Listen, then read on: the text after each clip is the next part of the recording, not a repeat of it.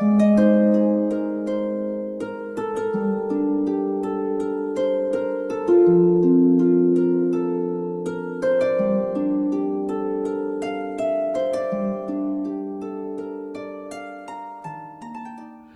was an older house which was built down near the river, which you crossed on the way up here. And that was built, we believe, around about 1692. And prior to that, then you would have had Roscommon Castle to a lesser extent, but more particularly to Bellantubber Castle, which actually we still own. Now, interestingly, the Irish didn't necessarily, in the early days, build their fortifications with stone. It's not that they didn't have the technology. It was really the Normans that built their castles in stone. This stone originally came from Carnfree or Carnfreach, about 15 miles away from here, and that was the hill that overlooked the old Kingdom of Connacht. And on top of that was a cairn, and on top of the cairn was a stone circle, and in the centre of that stone circle was this stone. We have and this was used probably for about 1500 years to make a king in this part of the world.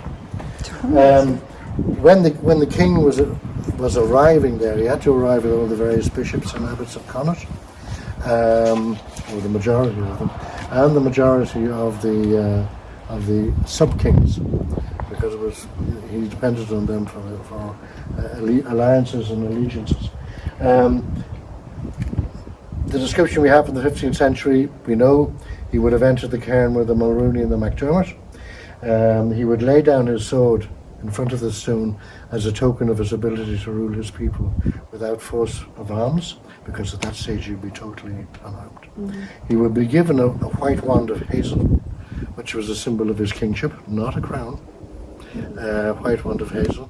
And incidentally, unlike, for example, the princes of the Tower, who were dispatched because they were formed a threat to, was it Richard III? That's, yeah. I remember he was down. But anyway, they were murdered. You didn't have to do that in Irish tradition to actually ensure that you didn't have somebody succeeding to the throne when you didn't want them to. All you had to do was gouge their eyes out, which of course is a much more civilized way of dealing with it. I'd say it never happened in this family, but not in the last 10 years anyway. Now the king anyway, with the MacDermott and the Mulrooney, would enter the cairn and be given this white wand, which was a symbol of his purity and his physical intactness. He would walk 3 times around the stone in honour of the Blessed Trinity. Then he would reverse and walk 3 times the other way, effectively to mark the points of his kingdom. And then, this is a slightly abbreviated version of it, by the way. He would put his foot, and you'll have to come closer. He would put his foot on the footstep which is carved on the top of the stone here. Tradition has it was the footstep of the original king. I'd be surprised if you can actually see it from that distance. But it's here. Yeah, you can. Oh, yeah. And that traditionally was thought to be the footstep of the original king. Now, the actual ceremony in Irish was known as Banashri, the king's marriage. My interpretation of his putting his footstep in the footstep could be interpreted, and I haven't any authority for this other than my own. It was an act of consummation. But that's probably getting a bit technical. That's what I actually feel it was all about. Okay. And then finally, the MacDermott, who were the second most powerful chieftains in this area, would throw a slipper over the king's head as a token of good luck and submission. And then the entire host of people around the cairn would shout out his name, O'Conor. He was formally inaugurated. No. Thank you. He was inaugurated. It was by election, was it? Yes, you're right, and that's why it's. Yes, it didn't have to be. There were 2 methods by which they could make a king. One was by appointment by the previous king, and Thurlock Moore O'Conor, understandably, particularly favoured that particular method. And he, for 6 generations after Thurlock Moore, they were nominees of the previous king. But when that didn't happen, a group called the Derb Fianna would sit and they would select a king. Now that presumably had the advantage that with collective minds working on the issue, you got the best candidate for the job. It also had the great disadvantage that there was a tremendous internecine rivalry, and to a significant extent that sealed the fate of this family, that very aspect. Because of that interim, because the rivalry, the Normans were only too delighted Yes. when the Irish were fighting among themselves. Yes, of course, and they'd yeah. support one side against the other. Yeah. And of course they'd weaken the Irish and the Normans Divide and benefit. rule, yes. Typical. Still goes on.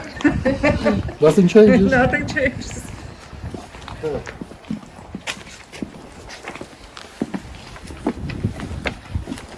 The very point you're talking about, by the way, of the selection results, I should have mentioned, by the way, that this is the O'Conor Don's ancestral home. The O'Conor Don was the chieftain of the clan, of one part of the clan. I see. Yeah. But there is another branch that don't exist anymore, called the O'Conor Rose.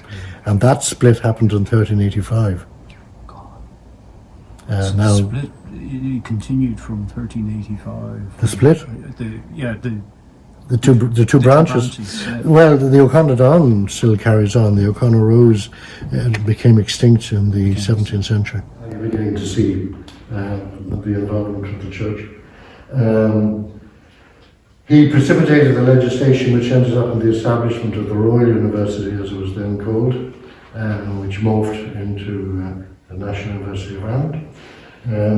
He promoted the Intermediate Schools Act in the mid-19th century, which enabled, number one, girls to be educated to the age of 16, and it also brought the Irish language into that curriculum as well. He was the first president for the Society for the Preservation of the Irish Language, a great friend of Daniel of Douglas Hyde. The Preservation Society morphed into the Gaelic Leaves. These two little girls here are, you might be surprised to know, two little boys. And one of those is my grandfather. Sadly, I can't tell you which, because he was an identical twin, and his twin brother died at the age of 6. But this idea of dressing your boys as girls, you probably, some of you might know about it. It was a superstition that became a fashion. The superstition was that fairies would come around at night. Now, fairies, as you probably know, were supposed to be descendants from the fallen angels, and were always supposed to be trying to do us mortals mischief.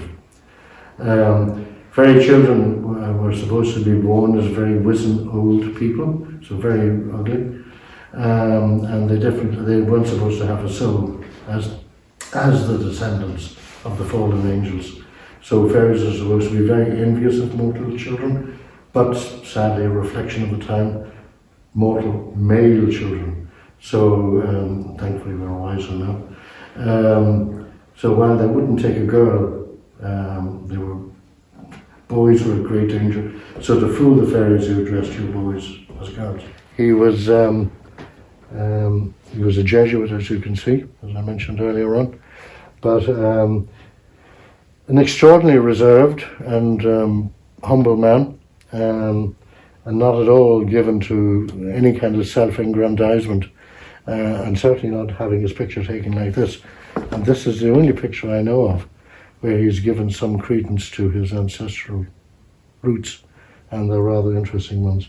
Why do I say that? Because, well, this was taken in the National Museum before it was refurbished, for lack of a better word. And he's standing beside the Cross of Cong, which was commissioned by Rory O'Conor in the 12th century, in 1123. Father Charles, in fact, was a direct descendant of Thurlock Moore, as per that pedigree there, in 24 generations. So that little picture has about 800 years of Irish history attached to it. No.